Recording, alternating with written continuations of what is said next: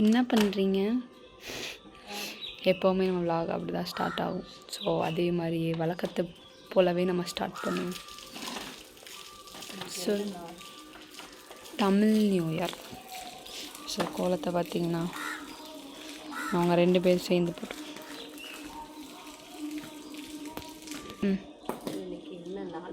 Tamil new year சொல்லிட்டேன்.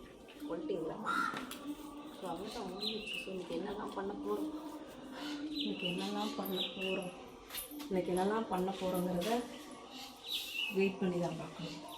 So இப்போவே 4:30க்கு எழுந்திரிச்ச டைம் இல்லை, 5 மணி ஆயிடுச்சு.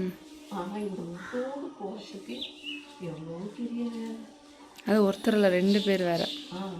கலர்ஃபுல்லாக பிரியா மேடம் கொடுத்தாங்க. எஸ். ஸோ மற்றது நான் பண்ணேன். பட் அதுக்கே டைம் ஆயிடுச்சு.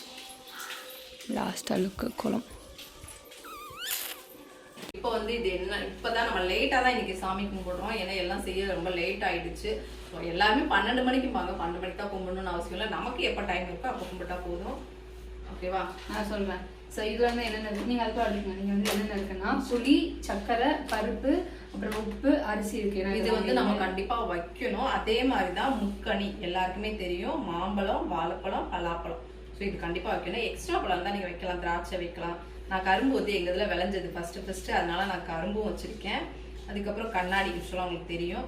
காசு நம்மக்கிட்ட எவ்வளவு இருக்கோ அந்த காசு, காயின்னு கிட்ட வாடா.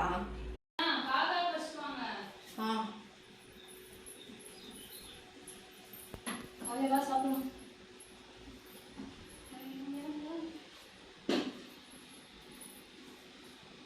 சின்னதாக கிளிப்பு வா, காக்காய்க்கு இருக்கு.